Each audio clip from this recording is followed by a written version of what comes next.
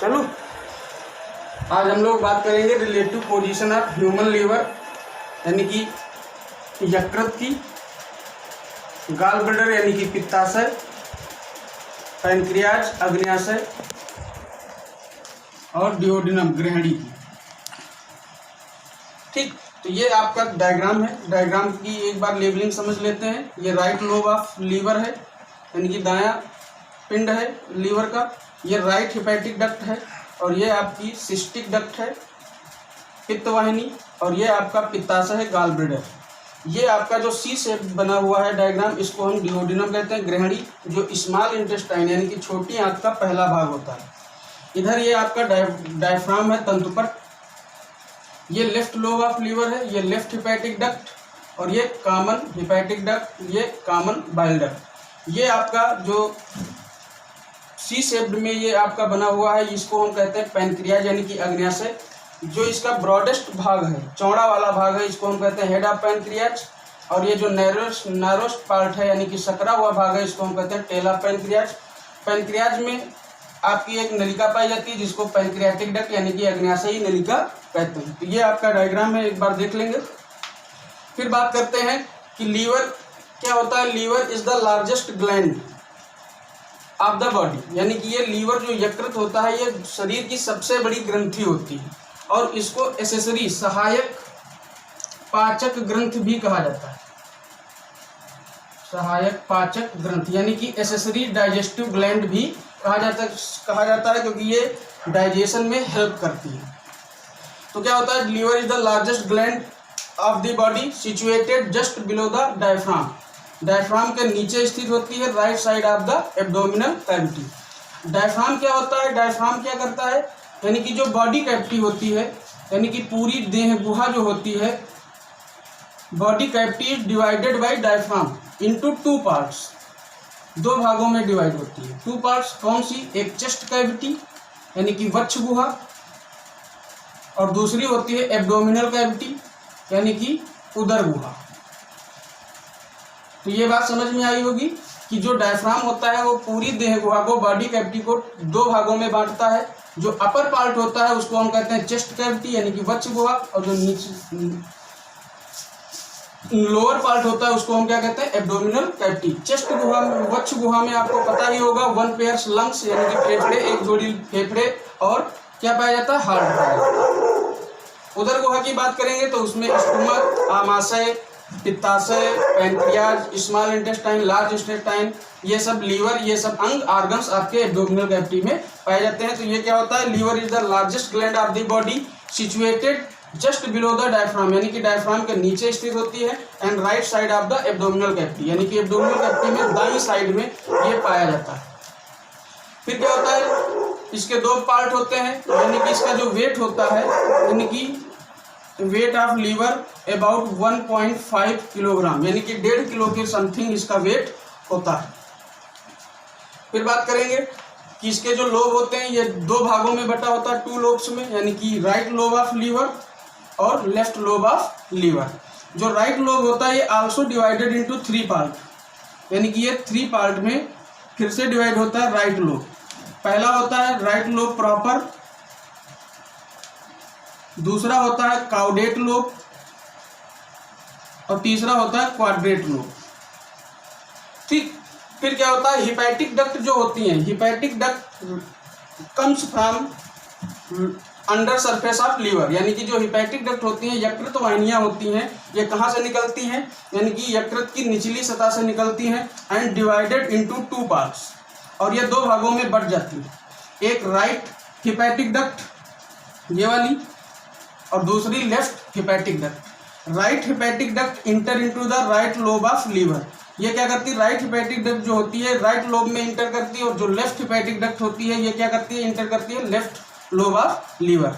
ठीक, फिर ये क्या करती हैं, दोनों आपस में जुड़ जाती हैं, यानी कि common hepatic duct is formed by the joining of right hepatic duct and left hepatic duct, यानी कि राइट हिपैटिक डक्ट और लेफ्ट हिपैटिक डक्ट के जुड़ने से एक डक्ट बन जाती है जिसको हम कहते हैं कॉमन हिपैटिक डक्ट सह यकृत वाहिनी।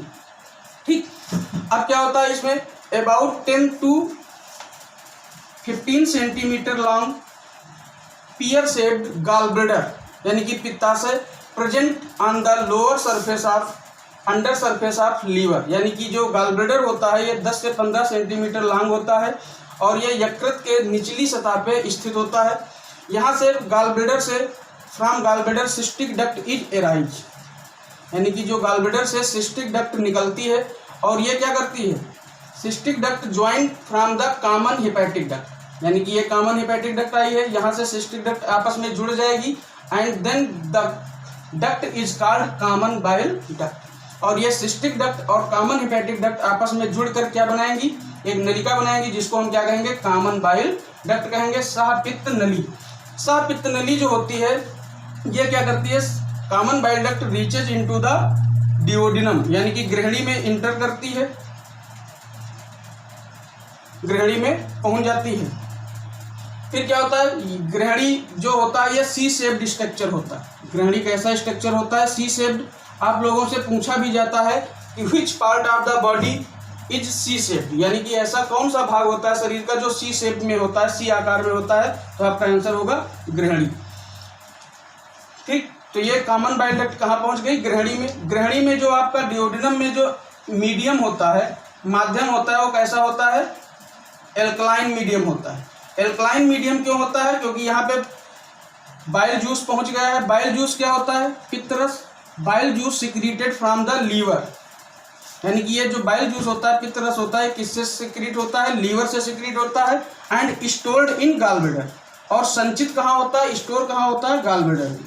और ये कॉमन बाइल डक्ट के द्वारा from the common bile duct bile juice enters into the ग्रहणी। और बाइल जूस का जो मीडियम होता है, यानी कि nature of bile juice is alkaline, alkaline या बेसिक, क्षारीय। क्षारीय का मतलब होता है, आप लोगों ने पीएच स्केल पढ़ी होगी। पीएच स्केल में बताया गया है कि अगर 7 है पीएच तो न्यूट्रल होता है, अगर लेस देन 7 है तो एसिडिक होता है, अगर मोर देन 7 है तो बेसिक होता है। तो यानी कि जो पीएच ऑफ बाइल जूस होता है वो क्या होता है, मोर देन 7, इसलिए ये क्या होता है, एल्कलाइन इन मीडियम में होता है। जब ये ग्रहणी में पहुंचता है तो ग्रहणी में भी माध्यम कैसा हो जाता है, एल्कलाइन हो जाता है। Between two arms of duodenum, यानी कि दोनों भुजाओं के बीच में, डिओडिनम की दोनों भुजाओं के बीच में आपकी एक स्ट्रक्चर संरचना पाई जाती है कॉल्ड पैनक्रियाज, यानी कि उस संरचना को क्या कहते हैं, पैनक्रियाज कहते हैं। Pancreas is also called mixed gland, pancreas is also called mixed gland का मतलब होता है मिक्सड ग्लैंड। हमने आपको बताया था कि ग्रंथियां 2 प्रकार की होती है, अंतःस्रावी एंड एंडोक्राइन एंड एक्सोक्राइन, यानी कि बहिस्रावी। तो ये दोनों की तरह काम करती है, यानी कि ये it act as a endocrine as well as exocrine. इसका जो एंडोक्राइन पार्ट होता है, the endocrine part of pancreas is called isolates of Langerhans, यानी कि ये लैंगरहैंस की द्वीपिकाओं के नाम से जाना जाता है। It's endocrine part is called isolates of Langerhans. इसमें आपकी क्या होती हैं, 3 सेल्स होती हैं, alpha, beta and gamma. Alpha से आपका ग्लूकेगान हार्मोन सिक्रीट होता है, बीटा से इंसुलिन और गामा से सोमैटोस्टेनिन हार्मोन सिक्रीट होता है। Insulin is responsible for diabetes, यानी कि ये शुगर के लिए जिम्मेदार हार्मोन्स होता है। इसकी कमी से, यानी कि इसके अल्प स्राव से, हाइपोसिक्रीशन से इंसुलिन डायबिटीज रोग हो जाता है। ठीक, जो इसका एक्सोक्राइन पार्ट होता है उसको हम कहते हैं, उसमें क्या होता है, पैनक्रियाटिक डक्ट पाई जाती है। जो एंडोक्राइन भाग होता है उसमें एक चीज हमने आपको बताई थी, उसमें आपकी डक्ट नहीं पाई जाती, यानी कि वो डक्टलेस पार्ट होता है, यानी कि नलिका विहीन होता है। ठीक, लेकिन जो एक्सोक्राइन होता है उसमें डक्ट प्रेजेंट होती है, यानी कि डक्ट पाई जाती है, जिसको हम क्या कहते हैं, पैनक्रियाटिक डक्ट। पैनक्रियाटिक डक्ट क्या करती है, सिक्रीट करती है पैनक्रियाटिक जूस को, यानी कि अग्न्याशयी रस को। और ये अग्न्याशयी रस कहाँ पहुंचता है, डिओडिनम में, ग्रहणी में। अग्न्याशयी पैनक्रियाटिक जूस भी क्या होता है, बेसिक मीडियम में काम करता है, यानी कि इसका भी नेचर जो होता है वो क्या होता है, बेसिक या एल्कलाइन होता है, क्योंकि पीएच मोर देन 7। ठीक, जो पैनक्रियाज का ब्रॉडेस्ट भाग होता है, broadest part of pancreas is called body of head of pancreas, ये वाला। और जो नैरोएस्ट पार्ट होता है उसको हम क्या कहते हैं, टेल ऑफ पैनक्रियाज। इसका जो एंडोक्राइन पार्ट होता है, endocrine part of pancreas is called isolates of Langerhans, और जो एक्सोक्राइन पार्ट होता है उसको क्या कहते हैं, pancreatic duct which secrete the pancreatic juice. Pancreatic juice in act as a basic medium because its nature is alkaline, यानी कि बेसिक मीडियम में होता है, ठीक। और इसको हम जो आपका पैनक्रियाटिक जूस होता है, it is also called, pancreatic juice is also called complete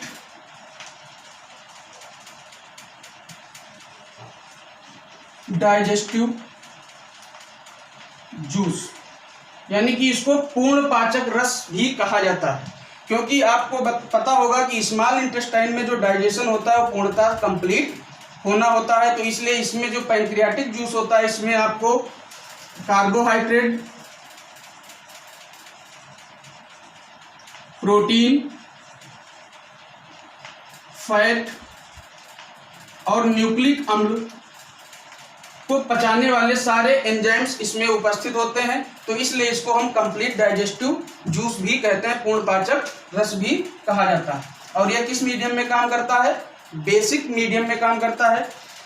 अब बाइल जूस की बात करेंगे तो बाइल जूस क्या होता है कि जो काइम होता है, यानी कि जब आमाशय में, स्टमक में भोजन होता है, फूड होता है, उसको हम क्या कहते हैं, काइम, CHYME। तो काइम में क्या होता है, आमाशय की बात करें स्टमक में, तो स्टमक में हमने एक चीज बताई थी, ऑक्जेंटिक सेल्स पाई जाती है। और ऑक्जेंटिक सेल्स क्या करती हैं, HCl का स्रावण करती है। HCl आपका क्या है, अम्ल होता है, हाइड्रोक्लोरिक अम्ल होता है, इसलिए आमाशय में कैसा मीडियम होता है, एसिडिक। लेकिन अब जो डिओडिनम में आमाशय से भोजन कहाँ पहुंचेगा, स्मॉल इंटेस्टाइन में, यहाँ पे मीडियम कैसा होना चाहिए, क्षारीय होता है।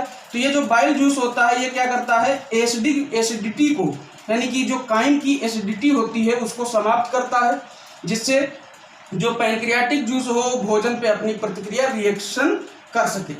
बाइल जूस जो होता है, अब इस पे आधारित कुछ क्वेश्चन पूछे जाते हैं, कि पूछा जाता है कि which part of the body secrete bile juice, यानी कि पित्त रस का स्रावण शरीर के किस भाग से होता है। तो आपको ऑप्शन में सबसे पहला ऑप्शन दे दिया जाता है गाल ब्लेडर, और बहुत सारे बच्चे गाल ब्लेडर को भी टिक कर देते हैं, लेकिन ये आंसर आपका गलत होता है, क्योंकि हमसे पूछा गया सिक्रीशन कहाँ से होता है, तो सिक्रीशन आपका लीवर से होता है।